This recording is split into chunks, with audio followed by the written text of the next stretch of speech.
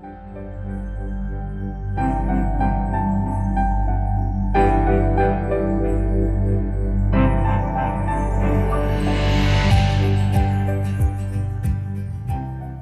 evening. 40 years ago, against the backdrop of a recession, the highest inflation rate since World War II, rapidly rising cost of living, and an almost complete lack of federal funding for social services, a local Catholic diocese here in Lancaster opened a small facility on Southwest Avenue, whose explicit mission was to empower women and their children who were facing homelessness. They opened Clare House. Over the next 5 years, and in fact, over the next 40 years, this small facility on Southwest Avenue would move and change, grow and adapt. Over the next 40 years, Clare House would face budget challenges and rapidly shifting social values, radically different economic realities, and even a global health crisis.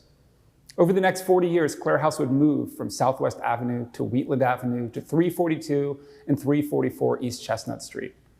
Over the next 40 years, Clare House would develop a committed network of 501c3s and corporate sponsors and philanthropic supporters and volunteers. Through it all, so much about Clare House has changed, but here's what never has: Clare House's relentless commitment to transforming lives.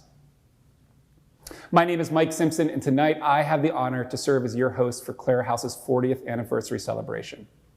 I was born in Lancaster. I was lucky to grow up in Lancaster. I own a small business here in Lancaster. And 5 years ago, with help from an extraordinary group of inveterate do-gooders, I founded the Stone Independent School, a small progressive high school here in downtown Lancaster with its own explicit mission: to make the world a measurably better place.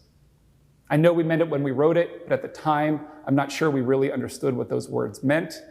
Fortunately, 6 weeks after we opened our doors, I met the leadership team at Clare House. From that first meeting, a friendship and a relationship were born. Since, Stone students have worked on projects both large and small at Clare. Clare's board meets at Stone, and our communities have grown together through our mutual commitment to serve Lancaster. Tonight, we're gathered to celebrate Clare's first 40 years, the challenges left behind, and the opportunities that lie ahead. We intend to use this time to tell the Clare House story. You'll hear community voices. You'll hear from board members. You'll hear from some of the women who have lived at Clare House and will tell you firsthand the transformative power of the safety, support, and respect Clare House provided them as they began their journey toward a more stable and more rewarding life. We'll get started in a moment with a message from Clare House Board President Samantha Kurtz, but before we do, I have two asks. First, I ask that you listen. During this celebration, I hope you'll take the time to listen carefully to these stories. These are the stories of Lancaster. These are our shared challenges and our shared successes. These are the stories of people who have worked together for 40 years to create solutions where almost none existed before. And second, if those stories move you, I hope you'll consider supporting Clare House. I hope you'll consider supporting Clare House with your time. I hope you'll consider supporting Clare House by telling its story. And I hope you'll consider supporting Clare House financially. Our financial goal for the month of October is $40,000 and 40 new monthly donors. This work is hard, but in the world we live in right now, it couldn't possibly be more urgent, and you can find out more at clarehouselancaster.org/donate. And now, I'm so happy to introduce to you Board President Samantha Kurtz. Thank you, Mike, and thank you all for joining us at the 40th anniversary celebration of Clare House. Tonight, I'm excited for everyone to learn about where Clare House has been and where we're going. Over the past 40 years, we've dedicated ourselves to creating a place where mothers and children facing homelessness can receive safety, support, and the respect they deserve, all while working toward a more stable, more rewarding life. But as an organization, we knew it was time for us to update how we presented ourselves to the world and how we've changed over the decades to better serve our community. That's why we're so very excited to share why we've changed our look and mission statement. At this point, I'm sure you've seen our new logo, combining a beautiful ginkgo leaf with a key. Ginkgo trees can be found throughout Lancaster and are some of the oldest species of trees found in the world. We thought their resilience and beauty would be perfect representations of what Clare House is all about, helping our residents find the resilience and beauty in themselves and living a healthy, happy life.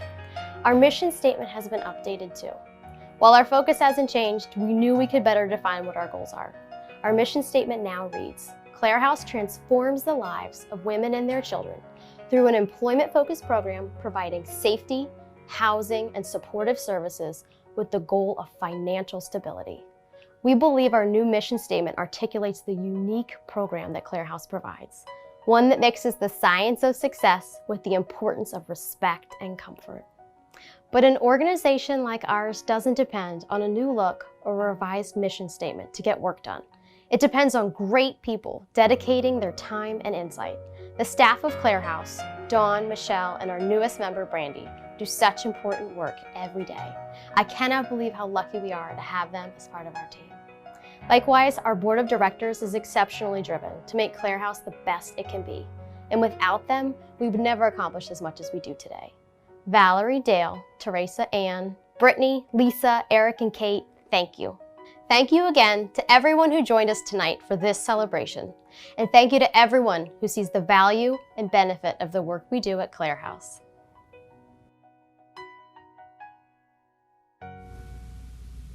Thank you, Samantha, for sharing that exciting information about the new look of Clare House.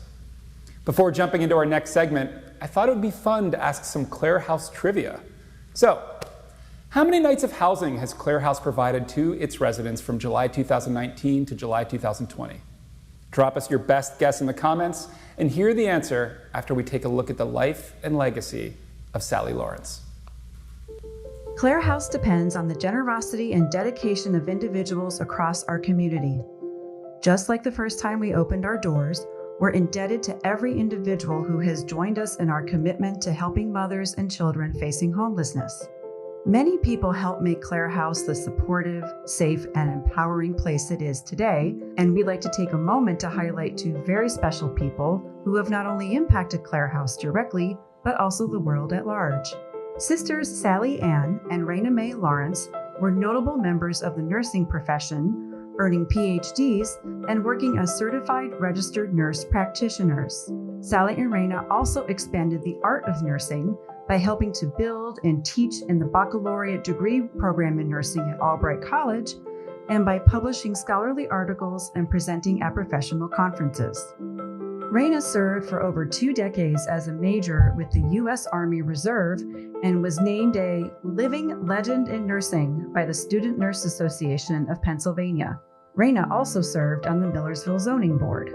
Both sisters pursued the goal of empowering local and regional community organizations like the Brownies and Girl Scouts by encouraging young women to pursue careers in nursing and allied health professions. Sally and Raina didn't just limit themselves to the more traditional nursing career path. The sisters co-authored a series of book manuscripts to, in their words, entertain and convey messages of meaning and purpose for children. These books featured their beloved schnauzers and a cast of neighborhood animals engaging in fun and meaningful adventures. Just prior to Raina's passing, they completed their first manuscript for a series of books full of adventure and mystery for young adults interested in healthcare careers. As part of their service to the community and their ongoing passion to help all of those around them, Sally, the surviving sibling, bequeathed their estate to Clare House, allowing us to continue our work serving mothers and their children facing homelessness for years to come. This most generous donation has made a real, lasting difference for Clare House and the lives we serve. Sally and Raina Lawrence, we are honored to employ Lawrence House in the service of others, and with the same passion, perseverance, and dedication to our community as you demonstrated throughout your lives. What an amazing legacy Sally and Raina Lawrence have made in the world. Now, let's answer the trivia question we asked before that segment. How many nights of housing has Clare House provided to residents from July 2019 to July 2020? The answer is 1,658 nights in total. That's 1,658 nights of respect, comfort, and safety for the women and children staying at Clare House. The life of Sally Lawrence was truly one of giving back, but there are so many others who have done so much for Clare House and the community at large. So we'd like to thank all the volunteers and donors who have answered the call. Thank you to the people who donated their weekends and evenings. Thank you to the people who helped paint and plant. Thank you to the people who spent time with residents' children while their mothers worked hard to better themselves. Thank you to some of our biggest supporters, like the Corvette Club of Lancaster and J&G Heating and Air Conditioning. Thank you to Lisa Bodette of Calmo Septine and Jeff Miller of First Presbyterian Church. Thank you to Joyce Longenecker of Kiko. Thank you to the team of Lancaster Plumbing and Heating, U.S. Boiler Company, and Hajoka for their help installing a free new heating system. These people and organizations made the decision to do more, and each act of care has directly helped the women and children facing homelessness in our community. Now, everyone has their own reasons for helping, and we thought it might be interesting to hear some of them tell us why. So we reached out to some of our biggest donors and asked. Joyce Longenecker told us, and I quote, "Clare House is a wonderful asset to our community, supporting women and children in need and teaching valuable parenting and life skills. Kiko USA is proud to support such an important organization in our own community." And Jeff Miller said, "The compassionate and giving people of Clare House transform the lives of women and children, and we at First Presbyterian Church are excited to be part of supporting their wonderful work in our community." As you may have guessed, Clare House depends on the dedication and kindness of donors and volunteers. Without both, Clare House simply wouldn't exist. The work that's accomplished, the success stories and the triumphs of the women and children who come to Clare House is proof that the people of Lancaster are focused on helping others and are willing to invest themselves in that effort. This celebration of 40 years would not be possible without you and without everyone who, over the course of 4 decades, helped the women and children in Lancaster. Whether a small donation or a large one, Clare House is deeply grateful for your caring and your generosity. In fact, now more than ever, the donations and volunteer work of our supporters is critical. The global pandemic has made it vital, yet more difficult, for the victims of domestic abuse and those facing homelessness to find help. Clare House has remained dedicated to its mission despite the challenges that COVID-19 has brought. The connection between Clare House and its supporters is more important and valuable than perhaps ever before, and so on behalf of Clare House, thank you. If you are interested in joining over 4 decades of work to support women and their children, please visit clareHouseLancaster.org. Over the past month or so, Clare House held a few social media contests for the chance to win Clare House prizes. You already know that Clare House is here on Facebook, but you can also find us on Instagram at Clare House Lancaster. Our winners, Amanda Vera and Juliana Knight, participated in our contests by sharing inspirational quotes or by reposting Clare House posts and won free t-shirts featuring our new logo for doing so. If you want to get your own Clare House t-shirt, we're including them as a gift for all donors who make their donation recurring. Go to clarehouselancaster.org/donate and choose a recurring donation option. And make sure to follow us on social media to participate in any future contests.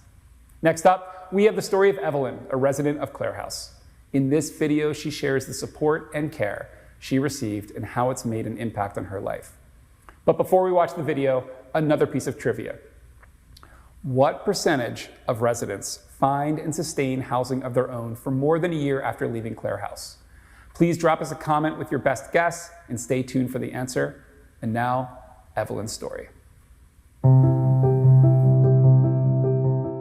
I've been asking myself that question, like, why am I telling my story? But then I had called my dad this morning. I said, "Dad, my anxiety is acting up. I don't know if I can do it." And he said, "You have to tell your story. Your story will change somebody's life. Your story can help another mom. Your story can help make a difference." So me telling my story is, I feel amazing now that I told it. 2 weeks after I had my son, I got evicted. So me and my children were sleeping in a car. At that moment, it was just like, I gotta do what I gotta do for my kids. Moving into Clare House, I was nervous, but they gave me hope. Like, they encouraged me every day. Like, this is what it is now, but this is not the end. They helped me to love me for me. I feel like that was the push that I needed. I applied to Clare House here in Lancaster. I was nervous, but it was like a breath of fresh air for me. I felt love from them.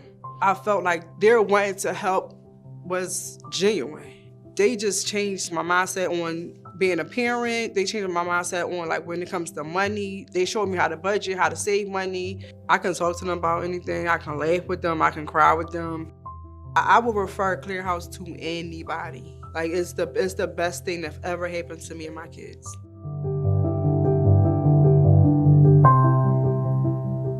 Evelyn and all of the mothers who stay at Clare House are truly inspirational.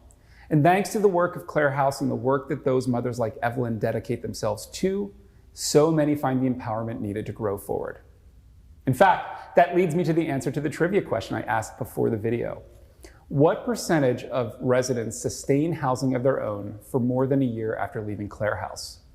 The answer is 86% of Clare House residents find and sustain housing for more than 1 year after leaving. How incredible. We're now joined again by Samantha Kurtz, president of Clare House. During this part of our event, you can submit your own questions by asking them in the chat feature of Facebook Live. Clare House moderators will be looking for your questions and answering them this evening.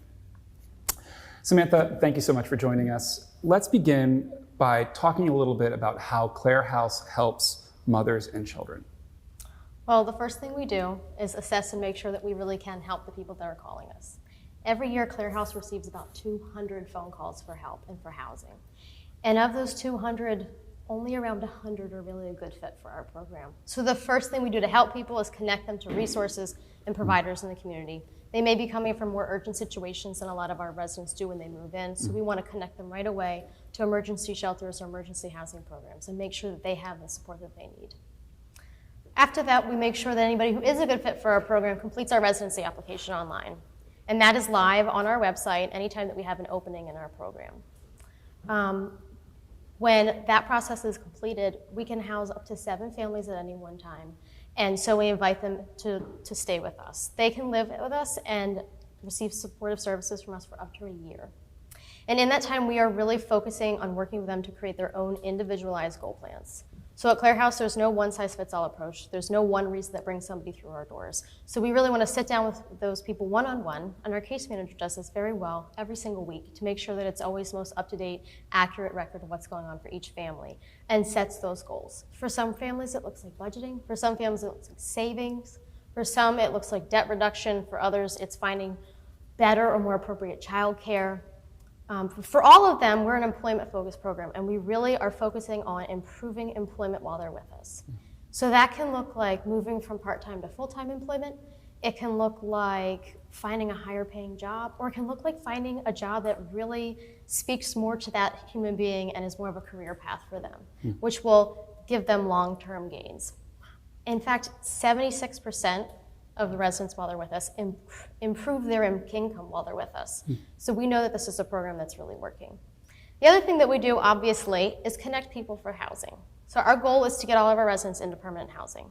They have up to 12 months with us to do that, and that seems to be a good amount of time for most families. And after that, they move into aftercare. So when they have their own housing, we all know from moving just how stressful and how expensive it can be. Sure. So we want to make sure that we stick with them through that process, and not only do we offer them support at that time, but we can offset some of the costs of moving, but with extra supplies and donations offered by our community. So as I understand it, often the mothers and children who are coming to Clare House are leaving difficult situations. What does Clare House do to support them? Sure. Well, the first most important thing is make sure that they're safe. So through our whole intake process, we assess for different reasons why they might be coming to us from unsafe situations that we need to address. That's the first step. But once we've established safety, which you cannot do without making them comfortable, we focus on the next steps, meeting other basic needs they may have, making sure they have all the household goods they need, the personal hygiene products, things for their children. That's so important, and we're only able to do that because of the support of our donors. And the next step that we do is make sure that their individual space is really comfortable and warm and welcoming. And our community can help us, and they do help us all the time in our Adopt a Room program, where they can come in and they can even paint the rooms for us. Sometimes we have donors who come in and buy entire packages for a space, curtains and bedding and pictures for the walls, and they're really lovely and they're welcoming and they really make it feel home. And that's our goal while they're with us. And the same can be said for our community spaces. We're really trying to make these spaces comfortable and clean and inviting. And as a mom of 2 very young children, I can tell you that Clare House has impressed me consistently every time I've gone over the past few years, that it's always clean, it's always organized. Even the playroom is really well kept. And that's to make sure that they're really comfortable, that they feel comfortable and are at ease in their own space, because we want them to focus on their goals that they've set in their plan. Sure. But I think that the most important thing we do to make sure that our families are comfortable is build a relationship with them. Our staff does this. Build a relationship with them that's built on trust and respect and compassion and understanding so that they can relax and feel supported and do the difficult work ahead of them. Our residents are working incredibly hard while they're with us. And they need to feel that support in order to move forward on their goal plans. Mm-hmm. I hear you talk a lot about comfort. What kind of projects does Clare House take on in order to make the residents feel more comfortable? Well, it's more what our community takes on for Clare House. We have had a ton of wonderfully generous community members and businesses, especially in this past year or so, that have just been phenomenal about making our residents warm, safe, well cared for, have comfortable places to cook. But one really comes to mind, particularly recently. We've all realized, I think, during this pandemic, just how important our outdoor space is. Even just a little. It can make such a difference. And when you have children, it makes even a bigger difference. So about 4 years ago, we had an Eagle Scout project completed with us. And this young man coordinated all the volunteers and all the donations so that he could revamp our entire backyard space. They built and painted a beautiful high privacy wall. They built a playground equipment, and then there was also a beautiful garden that was created. And this garden is tended to by a volunteer that we have all season long every year, and it yields hundreds of pounds of produce, way more than the families at Clare House can eat. So we try to share this with our partners in the community as well. But it was a fantastic project, and one that we really hope makes the residents and our staff feel like our program is one that provides them with dignity and respect. It's a very comfortable place to be. It sounds like you get a lot of community support. How can our viewers get involved with Clare House? Well, they can always check us out on Facebook, and they can join us on our website at clarehouselancaster.org. There's a whole tab that will tell you all about different volunteer opportunities. Now, that looks a little bit different right now. With the pandemic, we're taking some extra precautions. There are absolutely still ways that people can learn more about us and get more involved. I know we're doing virtual tours right now, and Brandy's our house manager, and she is absolutely willing and wonderful about talking to people about what we offer at Clare House in terms of volunteer opportunities. We also are always looking for donations. We're always in need of personal care items and hygiene products and diapers and wipes and all those things that every family always needs. Those things really sustain us so that we can focus our funds on other items. And of course, then everyone can always give monetarily to us. That's always helpful. Clare House depends so much on the generosity of our community, and a huge part of our program is sustained by individual donors and businesses and organizations of faith. So it's really a huge, huge support for us when our community can donate to us. Speaking of the pandemic, I know it's been a hard 6 or 7 months for everybody. How has COVID-19 impacted Clare House directly? So just like for everybody else, the first few weeks were very tricky. Sure. We worked really hard to make sure we were following all state and local regulations, following all safety guidelines as best we absolutely possibly could. And after those first few weeks, we really realized that our staff were really creative. They were really agile in problem solving. They worked really well together as a team.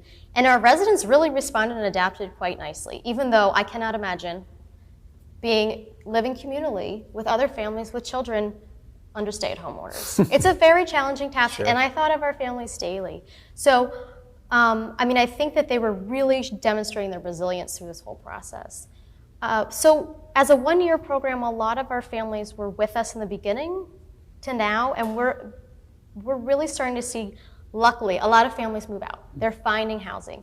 And so we're starting to see some new families move in, which is a beautiful thing. That's what we do. Sure. But we are also noticing that there are some issues coming up for families around finding childcare now. Finding new childcare or finding more childcare. So our goal is to be able to move every family, every mother into full-time employment. That's a challenge when you don't have full-time childcare. Sure. So all single mothers know this very well, and it's no stranger to the families at Clare House. So we're working really hard to work with our community and think creatively and outside the box to make sure that we can do whatever we can to help those families be successful despite this setback that we're anticipating. Sure. So how can our viewers get in touch? How can they learn more? They can reach out on our website. They can shoot us an email. They can give us a call. If you want to learn more about volunteering, You can call and ask for Brandy. If you want to learn more about our program, or especially if you're interested in being a part of our program, you can ask for Dawn. She's our program director. I hear that October is a big month for Clare House. Tell me why. So October's not just a big month for Clare House, it's a big month for a lot of people. October is Domestic Violence Awareness Month. Unfortunately for Clare House, that hits home for us. That has a lot of meaning for Clare House residents. And it has a lot of meaning for a lot of people, actually. 1 in 4 women and 1 in 9 men experience domestic violence themselves in their lifetime. Those are really high numbers, and they don't even account for how many children's lives domestic violence touches. So we're really taking this opportunity to invite the community to honor Domestic Violence Awareness Month and take this time to educate ourselves through running this 40th anniversary campaign through the month of October in honor of domestic violence. So we invite you to join us in our effort because Clare House is often helping families affected by domestic violence. And our goal in the campaign is to raise $40,000 by the end of October and obtain 40 new monthly donors towards that end. So last question, what's next for Clare House? Probably more than what I'll talk about tonight, but we are poised for the next chapter and very excited. This last year, we have 2 major things, though, that have started that are going to continue on in the future you're going to see from us. And one is really strengthening and building new community partnerships. So we partner very closely with Milagro House. Mm-hmm. We partner with Tabor, with Blessings of Hope Food Bank, with Off the Streets. I mean, we couldn't do a lot of the work that we do without those other community partnerships that we have. And this year we've really strengthened them, and we're looking to do more of that and excited about some of the opportunities already on the horizon for us in the next few years. Samantha. And the other piece, I apologize, I forgot, is that we have been working and talking a lot about what trauma-informed service provision looks like at Clare House. And last year we took the first really concrete step to integrate that into what we do every day. We partnered with Trauma Informed Lancaster County, and they came out with us and they did a training for all of our staff and all of our board back in October. And in that time, we were able to learn a lot more about what trauma looks like, the effects of trauma on our clients, effects of trauma on staff working with clients who have been highly traumatized, and what you can really do to help people, to make people feel calm and comfortable, with the essential motto being to do no harm. And so we've taken that opportunity to start to integrate it into everything we do, our policies, our procedures, our documentation, our spaces, and of course our interactions with clients. That's the most important thing. And you're gonna see us doing a lot more of that. It's a multi-year process, and we're in the thick of it, and we're excited about being able to only grow in our ability to provide trauma-informed services in Lancaster. Thank you so much for your time, and thank you so much for your hard work for Clare House.